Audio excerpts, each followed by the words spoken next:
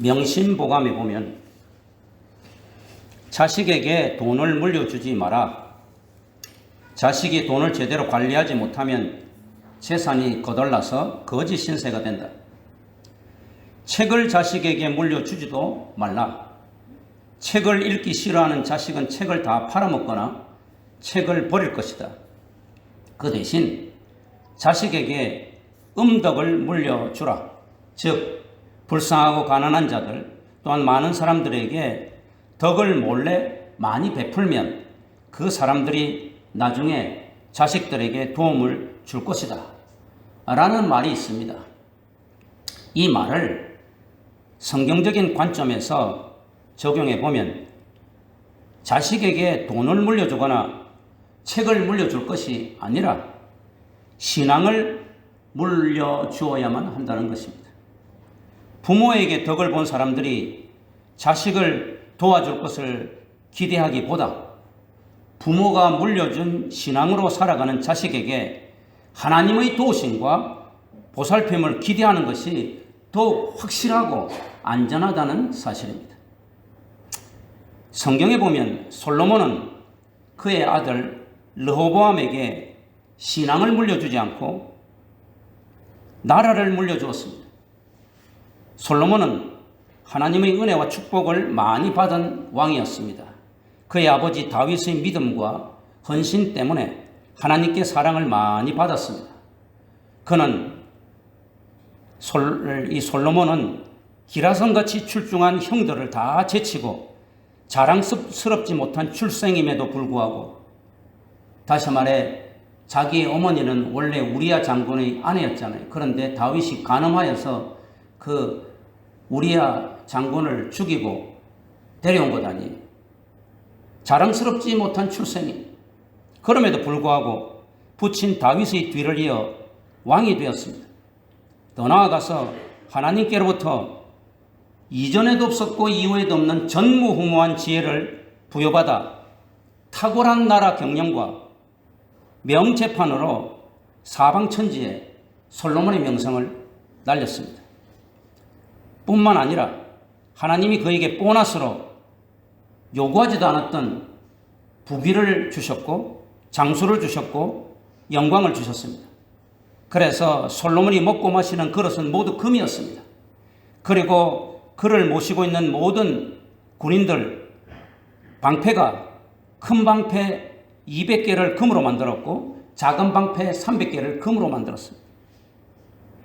은은 길가에 돌같이 흔하였다고 하였고, 또한 집을 짓는데 가장 귀하게 사용되었던 레바논의 백향목이 뽕나무처럼 많았다고 했습니다. 이런 하나님의 엄청난 축복과 은혜와 사랑을 받은 솔로몬은 초창기에 하나님을 잘 섬겼습니다. 일천번제를 드리고 믿음으로 성전을 건축하며 하나님을 경외하였습니다.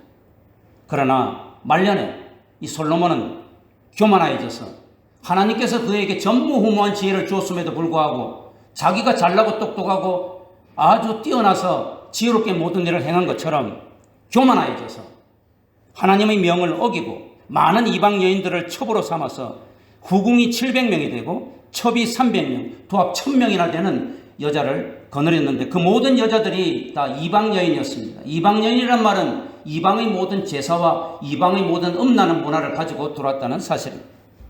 그 결과 솔로몬은 마음이 하나님을 떠나 우상을 섬기고 하나님을 진노하게 하는 패역한 짓을 자행하였습니다. 솔로몬의 아들 르호보암은 부친의 이러한 불신앙적인 모습을 보고 배우며 자랐습니다. 그리하여 르호보암은 왕이 되자 부친의 불신앙적인 모습과 행동을 그대로 본받아 참으로 어리석고 우매한 말과 행동을 함으로 나라를 어려움과 위기에 빠뜨렸습니다. 그러므로 우리 부모가 해야 할 일은 열심히 신앙으로 잘 가르치고 신앙을 물려줘야 되는데, 거기에는 가르침도 중요하지만 내가 몸소 하나님을 잘 섬기는 이 모본을 보여야 된다는 것을 보여주고 있습니다. 르호보암은 어떠한 우매한 행동과 말로 나라를 위기에 빠뜨렸는지, 자신도 멸망하게 되었는지 구체적으로 살펴보므로 우리의 교훈으로 삼고자 합니다. 첫 번째, 이 르호보암은 원로들의 충고를 거부하는 우매함을 보였습니다. 열왕기상은 크게 두 부분으로 나눌 수 있는데 1장에서 11장까지는 전반부로 솔로몬 왕의 치적과 타락에 대해서 말하고 있습니다. 이제 오늘 우리가 읽은 12장부터 마지막 22장까지는 후반부로서 왕위를 물려받은 르호보암의 우매한 통치와 그로 인한 분열 왕국 남유다와 또한 북이스라엘, 남유다의 여호사밧 왕과 북이스라엘의 아하시아 왕까지 이야기를 하고 있습니다. 본문 12장 오늘 1절에서부터 솔로몬에 이어 왕이 된 르호보암의 통치 능력을 검증받는 첫 사건이 발생합니다. 그 시험 무대는 오늘 1절에 보니까 세겜이었습니다. 열왕기상 12장 1절에 르호보암이 세겜으로 갔으니 이는 온 이스라엘이 그를 왕으로 삼고자 하여 세겜에 이르렀음이더라. 이스라엘의 12지파 지도자들이 모두 세겜에 모였습니다. 과연 르호보암을 자신들의 왕으로 섬길 만한지 그 여부를 알아보고자 세겜에 모였습니다. 오늘날은 대통령을 뽑고 할 때 다 이렇게 TV 토론을 통해서 또 이렇게 검증을 하고 이렇게 하지만 오늘 여기서는 모두가 다 실질적으로 모여서 르호보암이 자신들이 왕으로 적격자가 되는지 이제 알아보고자 했던 것입니다. 그때에 이 여로보암이라고 하는 지도자가 이스라엘의 회중을 대표하여 르호보암에게 다음과 같이 제안을 합니다. 당신의 아버지가 우리 백성에게 너무 과중한 노역을 시켰습니다. 왕궁을 짓고 성전을 건축한다고 백성들은 오랫동안 노역에 시달렸고 과중한 세금을 내느라 어깨가 휘었습니다. 이제 당신은 그 무거운 노역과 세금에서 백성을 벗어나게 하소서. 그리하면 우리가 즐거운 마음으로 당신을 왕으로 섬기겠습니다. 오늘 12장 4절에 말하고 있습니다. 백성들이 가장 힘든 것이 과중한 세금 때문 아닙니까? 또 너무 힘든 부역 때문 아닙니까? 이것을 좀 벗어나게 해달라고 요청을 했습니다. 이것은 백성들로서 당연한 요구입니다. 여로보암은 이전에 솔로몬 왕에게 반역하였다가 애굽으로 피신하던 중 솔로몬이 죽자 백성들의 요청으로 애굽에서 돌아온 자였습니다. 지금 그 여로보암이 많은 무리의 성원을 등에 업고 이 르호보암 왕 앞에 대표자로 나선 것입니다. 실로 르호보암이 왕으로 등극한 상황과 처지가 매우 좋지 않았습니다.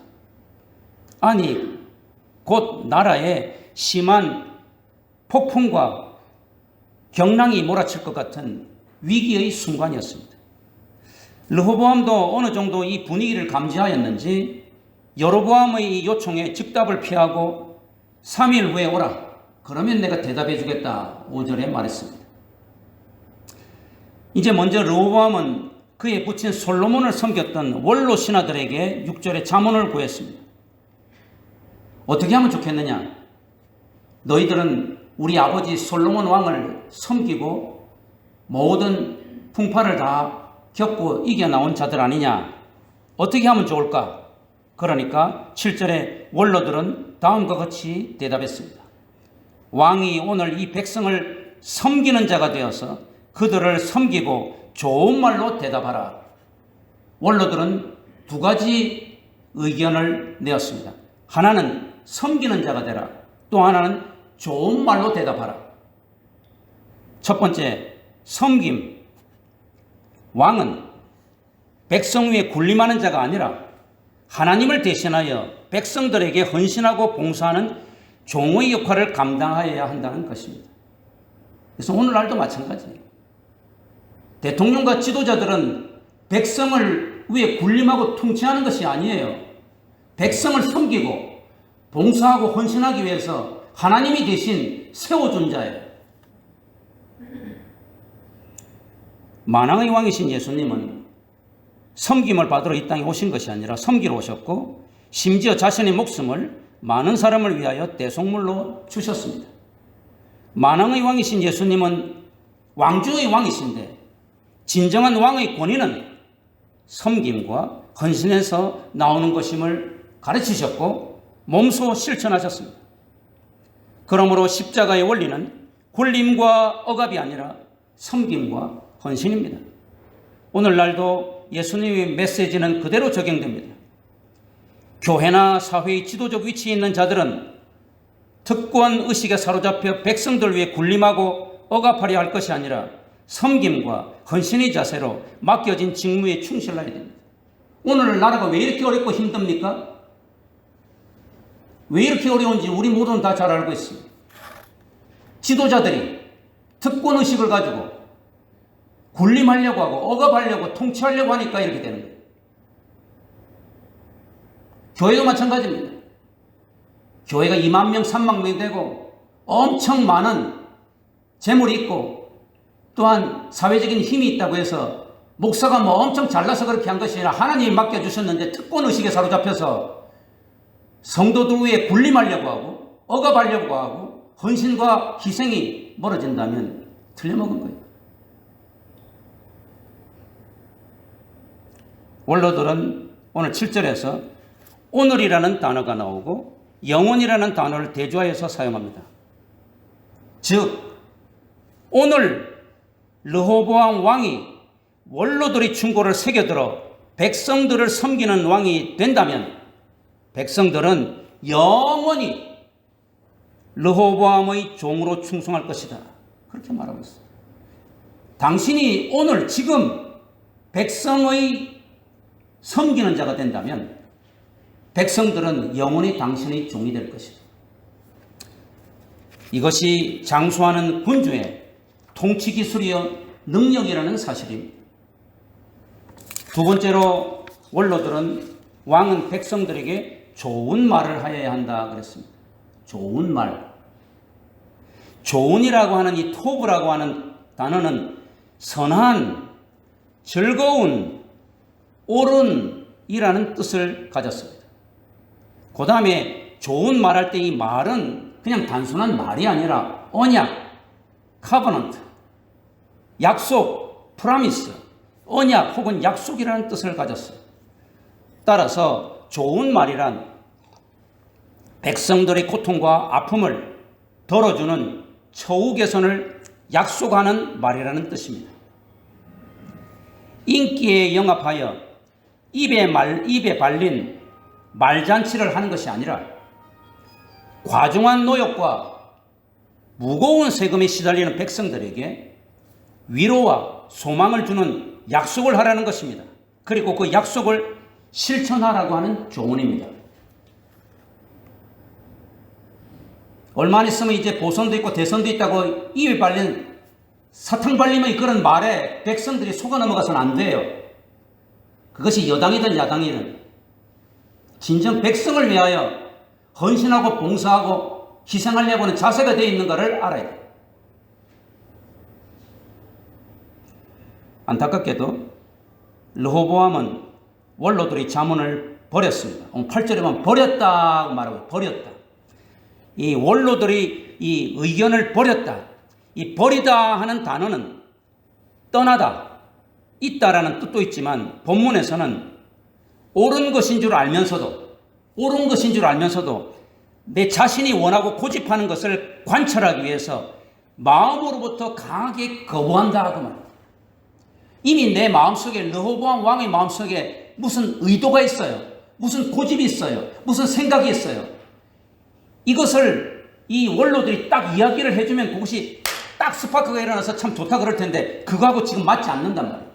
그러니까 원로들이 그 고견을 버린 거예요. 르호보암은 자신의 이기적인 욕구와 고집을 간철하기 위해 충정에서 우러난 원로들의 고견을 거부했습니다. 다시 말해 르호보암은 자기를 기쁘게 할 말, 하나님을 기쁘게 하는 것이 아니고 자기를 기쁘게 할 말, 이미 자신의 마음속에 의도되고 작정된 대답을 원로들로부터 듣고 싶었던 것이에요. 이 원로들이 머리를 조아리면서 왕이시여 당신은 참으로 위대한 왕이십니다. 당신은 능력 있는 왕이십니다. 당신의 권위는 하늘을 찌릅니다. 아부자들. 김심, 문심, 박심 하는 거 있잖아요. 대통령의 마음을 기쁘게 한다. 대통령의 그 고집과 생각과 그 아집을 기쁘게 하는 것.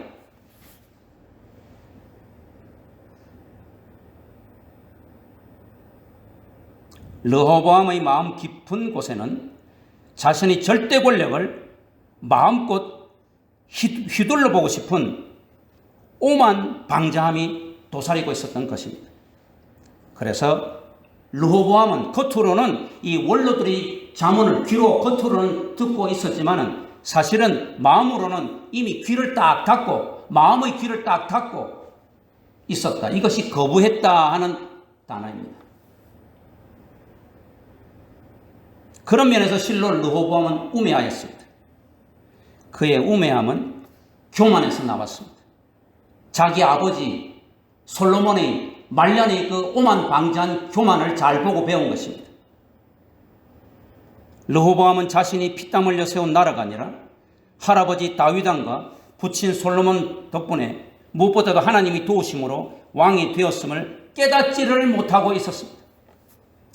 르호보암은 권력을 지자 하늘 높은 줄 모르고 오만 방자해졌습니다.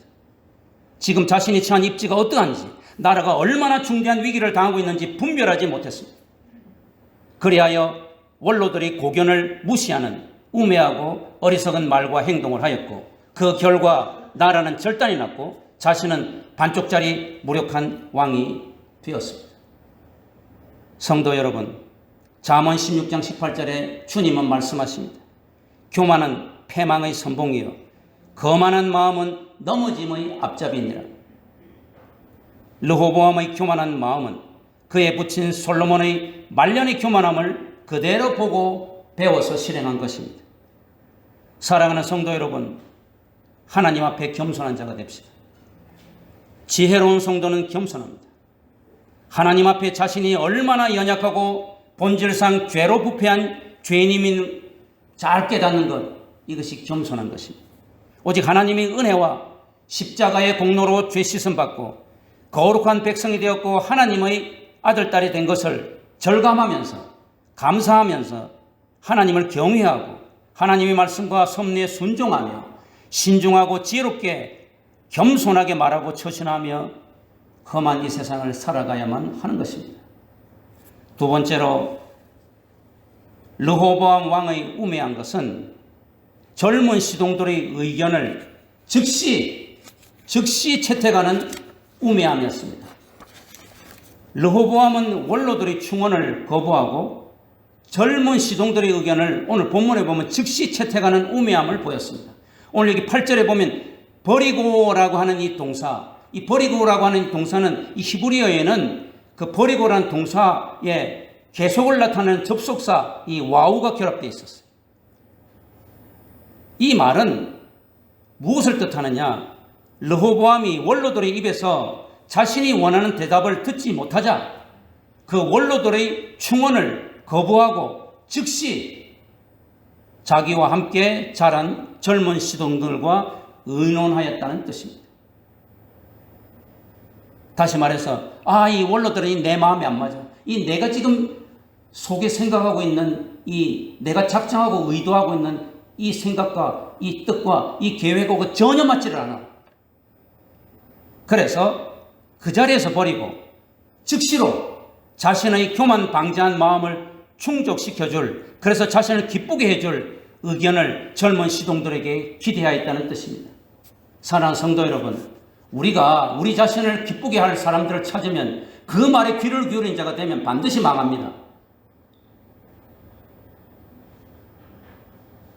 권력을 잡았을 때, 돈이 많을 때 자신을 기쁘게 해줄 사람들이 주변에 다 모여있고 자신을 정말로 까고 비평하는 사람이 없다 그러면 망하는 거예요.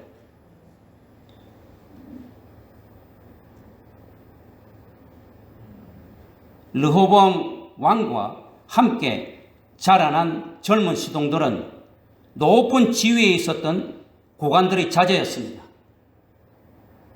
그래서 그들은 고생을 모르고 유복한 환경에서 자라난 자들이었어요. 도대체 쌀이 어떻게 생기는지, 배고픈 사람이 얼마나 고통스러운지, 정말 병으로 다 죽어가는데 돈이 없어서 치료를 못하는 것이 얼마나 고통스러운지 몰라요.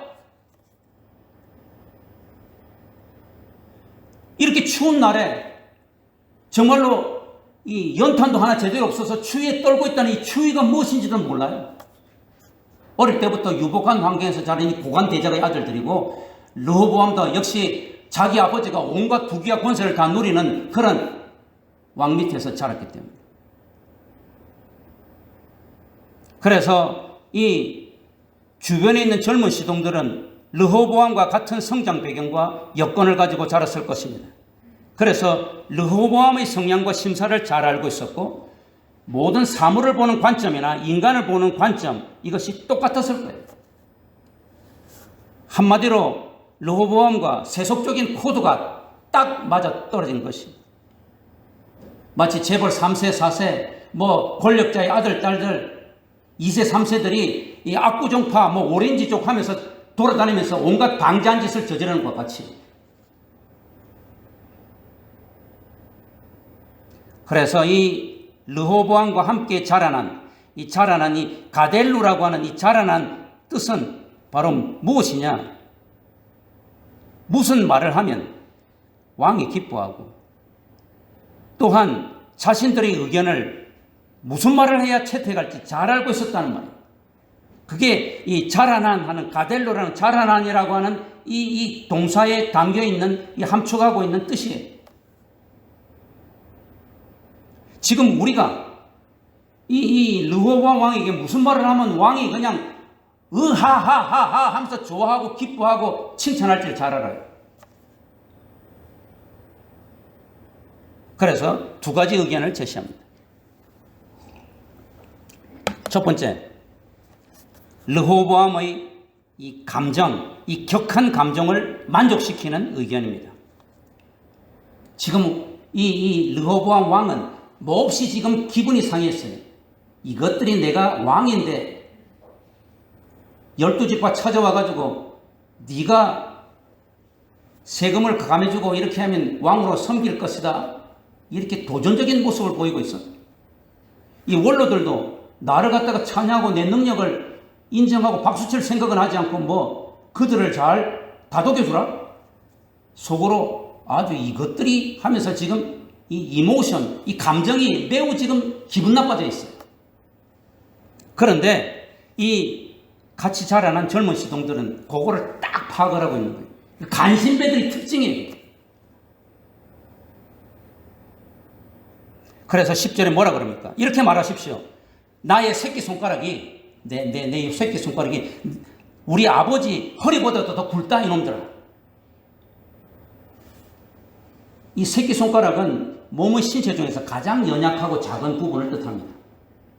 이 허리는 가장 강한 능력의 원천이죠, 몸에서. 모든 것이 이 허리에서 힘이 나온다 그랬잖아요. 그 씨름 선수들도 이 삿발을 단단히 메고, 또 이 역기나 이런 것을 헬스 드는 사람들 허리에다가 이거 벨트를 차잖아요. 허리가 튼튼해야 된다.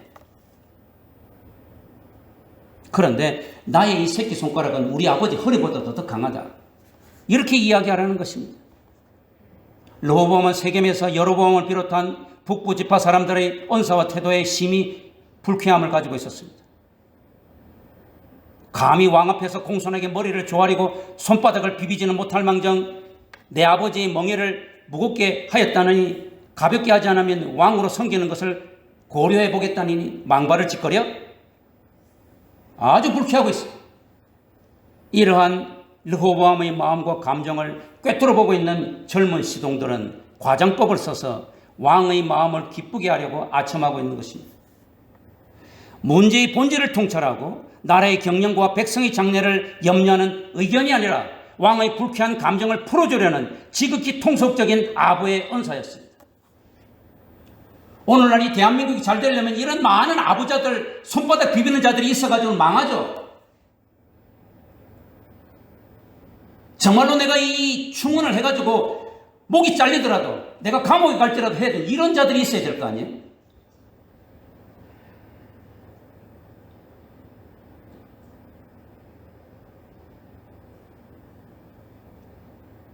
이 젊은 시동들은 자신이 가장 연약한 부분이 부친이 가장 강한 부보다 더 강하다는 아부를 하므로, 다시 말해서 르호보암은 솔로몬보다도 더 강하고 능력 있는 권세를 지니고 있다고 아부를 한 것입니다. 근데 이게 말이 됩니까? 객관적으로 볼 때 누구와 보더라도 이제 자기 아버지 덕분에 왕이 된 이 르호보암이 그 솔로몬의 모든 권세와 능력과 부귀 이것보다 더 뛰어나다 말이 됩니까? 누가 들어도 나라를 망하게 하는 아첨인 것입니다. 오늘 교회에도 이런 아부자들만 있으면 교회 망해요. 한국 교회가 이런 아부자들만 있으면 망한다고.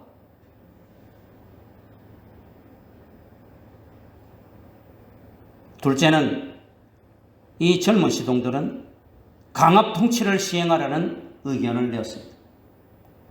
11절에 전갈채찍으로 너희를 징계하리라 이렇게 말했어요. 이 전갈채찍이란 전갈의 침과 같은 갈고리나 쇠침이 달려있는 특수 채찍을 말합니다. 사람이 채찍에 맞아도 매우 고통스러운데 전갈 채찍에 맞으면 살점이 뜯겨나고 피가 터지고 뼈가 으스러지는 극한 고통에 이르게 된다는 이야기입니다. 예수님께서 로마의 그 채찍이 아마 이랬던 모양이에요. 예수님께서 채찍에 맞을 때에 이렇게 살점이 떨어져 나가고 피가 낭자하고 또 살점이 보이고 뼈가 이렇게 거기에 보이는 그런 모습을 우리가 패션 오브 크라이스트라고 하는 그 영화에 보면 잘 나오죠.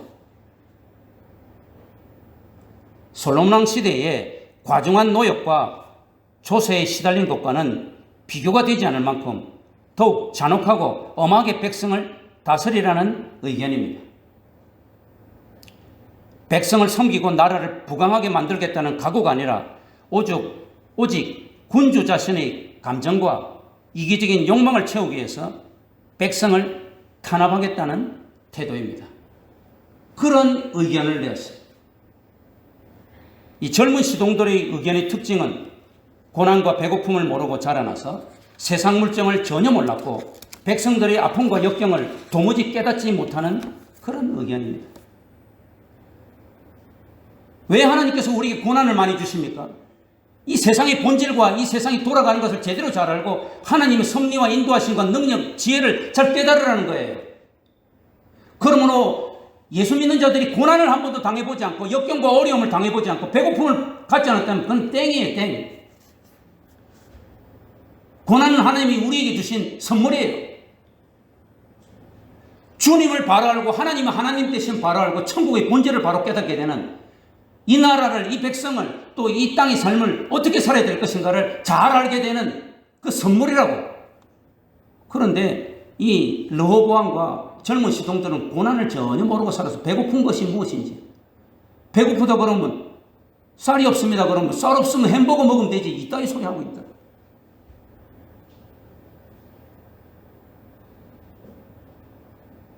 두 번째로 이 젊은 시동들의 의견은 오직 왕의 비위를 맞추어서 왕을 기쁘게 해서 나라의 장래는 안중에도 없고 오직 자신들이 입신 출세에만 혈안이 된 간신배들의 무리의 의견이에요. 오늘날에도 나라가 잘 되는 나라는 충신들이 많지만 나라가 엉망진창으로 되는 나라에는 그 모여있는 모든 무리들이 자신의 입신 출세만 생각을 하면서 나라의 장래가 어떻게 되든 말든 배가 가라앉든 말든 온갖 아부와 온갖 기쁘게 하는 말과 아첨의 말로 모여있는 그런 무리들인 것입니다. 그런데 안타깝게도 불행하게도 르호보암 이 왕은 이 시동들의 말을 즉시로 채택을 했어요. 즉시로. 좀 생각해보고 하나님께 기도해보고 원로들의 말도 한번 생각해보고 이런 것이 아니라 그냥 즉시로 채택을 하여서 시행함으로 나라가 두 쪽으로 갈라졌습니다. 더 정확히 말해 유다 지파를 제외한 모든 지파가 여로보암을 중심으로 북이스라엘 왕국을 세웠습니다. 그리하여 르호보암은 단지 유다 지파의 왕으로 그것도 조부 다윗왕과의 하나님의 언약 때문에 그 조부 다윗의 그 은덕에 힘입어 간신히 왕의 명맥을, 반쪽짜리 왕의 명맥을 이어가는 비참한 신세로 전락한 것입니다. 며칠 전 3.1 운동이었는데 우리의 마지막 황후인 명성 황후가 일본 무리배들에게 시해되던 날 일본 공사 미우라에게 길 안내를 하고 명성 황후의 시신이 불태워질 때 현장에 있었던 사람은 조선 사람 우범선입니다. 그는 당시 별기군 대대장이었는데 왕궁을 지켜야 했던 군인이 오히려 적의 앞잡이 노릇을 하였습니다. 이 일로 보복을 두려워했던 그는 일본으로 망명을 해서 일본 여자와 결혼을 하고 아들을 낳았습니다. 그러나 우범선은 아들이 6살 되던 해에 조선인 자객 고영근에게 피살되었습니다. 어린 나이에 아버지를 잃은 우범선의 아들은 고된 생활 속에서도 일본인 어머니의 헌신적인 노력으로 대학을 졸업하고 농림성에 취직을 하였습니다. 그러나 창씨개명과 일본 국적 취득을 반대하다가 결국 사표를 내고 도키 종묘회사의 농장장으로 직장을 옮겼습니다. 광복 후 일본에서 채소나 과일의 종자를 수입했던 대한민국은 우범선의 아들이 종자개발 전문가임을 알고 그의 귀국을 적극적으로 추진하였습니다. 그는 처자식과 어머니와 생이별을 하고 홀로 귀국하여 한국농업과학연구소 소장에 취임하였습니다.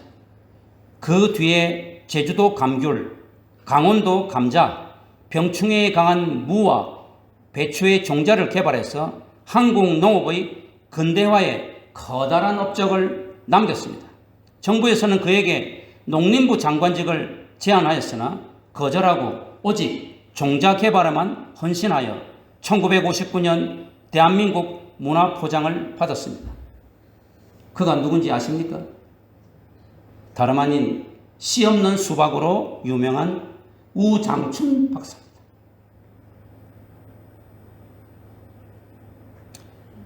르호보암 왕은 부친 솔로몬의 말년의 불신앙과 우매함을 그대로 이어받아 몰락했습니다.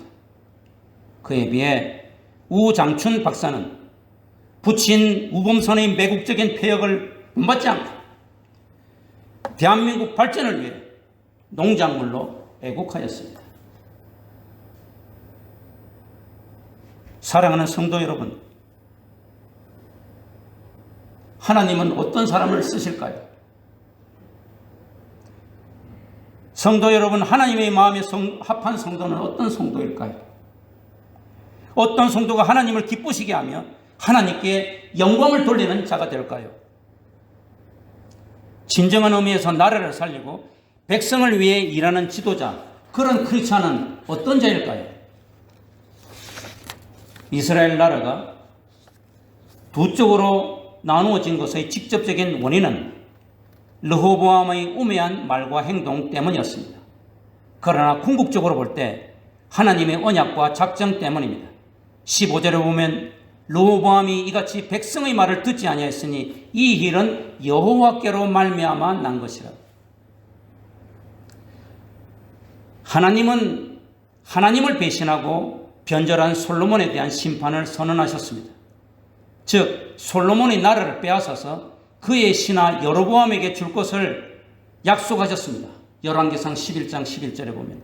그러나 그의 부친 다윗과 맺은 언약 때문에 솔로몬 생전에 빼앗지 않고 다음 세대인 르호보암 시대에 빼앗겠다고 하셨습니다. 열왕기상 11장 12절에.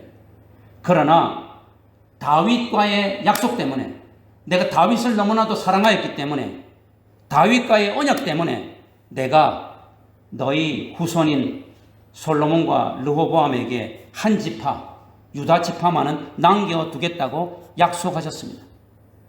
그 하나님의 언약과 작정과 섭리가 그대로 이루어진 것입니다. 자, 그렇다면 여러분, 이런 의문은 들지 않습니까? 나라가 두 쪽으로 갈라진 것은 르호보암 잘못 때문이 아니네. 르호보암이 뭔 잘못했어? 아니, 르호보암이 우매하지 않았다고 할지라도 어차피 하나님께서 작정하셨으니까 나라는 갈라질 운명이 놓아진 것이 아닌가? 여러분 어떻게 생각하세요? 여기에 하나님의 작정과 인간의 책임 사이에 긴장 관계가 있습니다. 제가 늘 이야기하지만 성경 전체에는 이 긴장 관계의 숱한 예들이 있습니다. 인간의 책임, 우리 성도들로서 하나님의 자녀들로서의 책임과 의무, 또한 하나님의 예정과 섭리와 작정, 이 두 개가 성경 속에서 항상 어떻게 보면 충돌하는 것 같고 항상 긴장을 가지고 있는 것 같단 말이에요. 한마디로 우리 성도들은 하나님의 자녀로서 책임과 의무를 다해야 합니다. 다른 사람 어찌든지 나 주님이 십자가 군병되리. 하나님의 섭리와 예정은 하나님의 몫이니 하나님께 다 맡겨버리고 오직 우리는 순종하면 됩니다. 다시 말해 르호보암은 하나님의 은혜와 사랑을 기억하여 왕으로서의 책임과 의무를 다하여야만 했습니다.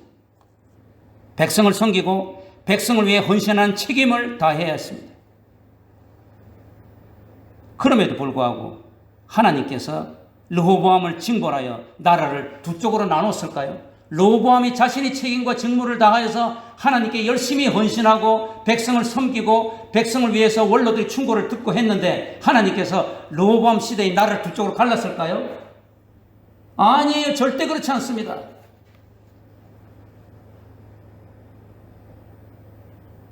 가룟 유다는 예수님을 배반하지 말았어야 했습니다. 하나님께서 그렇게 계획하고 섭리하고 작정하셨다고 할지라도 예수님은 여러 번 가룟 유다에게 회개할 기회를 주셨고 배신하지 않도록 경고하셨습니다. 그러나 가룟 유다는 욕심의 눈이 어두워 그 욕심의 마귀가 들어가서 예수님을 자기가 배신한 것입니다. 잠언 8장 17절은 나를 사랑하는 자들이 나의 사랑을 입으며 나를 간절히 찾는 자가 나를 만날 것이니라 라고 성도들의 책임을 요구하고 있습니다. 출애굽기 20장 6절과 신명기 5장 10절에서도 나를 사랑하고 내 계명을 지키는 자에게는 내가 천대까지 은혜를 베푸느니라 라고 택한 백성의 의무를 요구하고 있습니다. 사랑하는 성도 여러분, 운명론에 빠지면 안 돼요. 이건 어차피 운명이다. 이것은 다 하나님께서 만들어 놓으신 운명이니까 아무리 내가 잘해도 어쩔 수 없고 아무리 내가 못해도 이건 내 책임이 아니야. 운명론에 빠지면 안 돼요. 마귀의 그런 그 운명론에 대한 그런 그 유혹에 현혹되면 안 됩니다. 오직 택함받은 하나님의 백성으로서 하나님을 신실하게 섬기고 맡겨진 사명을 잘 감당하고 그래서 하나님을 기쁘시게 하고 하나님이 자녀다운 모습으로 하나님께 영광을 돌리는 그런 모습으로 살아보세요. 하나님께서 약속하셨잖아요. 나를 사랑하고 내 계명을 지키는 자에게는 내가 천대까지 은혜를 베풀 것이다. 나를 저주하고 나를 배신한 자는 3, 4대까지 저주를 내릴 것이다. 내가 나를 가까이 하는 자를 나도 사랑하고 만날 것이다. 이 하나님의 약속이 헛된 것입니까? 절대로 헛되지 않습니다. 하나님이 섭리와 예정과 계획은 하나님께 다 맡기고 우리는 하나님께서 하나님의 자녀로서 살라고 하는 책임과 의무를 다하면서 열심히 주님 날아가는 그날까지 우리가 신실하게 살 때 여러분뿐 아니라 여러분의 자손들에게 천대까지 하나님께서 복의 복을 더하신다고 하셨습니다. 자식들에게 돈 물려줄 생각하지 마세요. 돈 물려주면 그 자리에서 싸움 나는 거 알죠? 고맙다 그럴 겁니까? 권력을 물려줄 생각도 마세요. 르호보암 보세요. 그 어떤 것도 물려줄 생각을 하지 마시고 신앙을 물려주세요. 바라건대 이런 놀라운 축복이 여러분과 여러분의 가정에 충만히 임하기를 주 예수의 이름으로 축원합니다.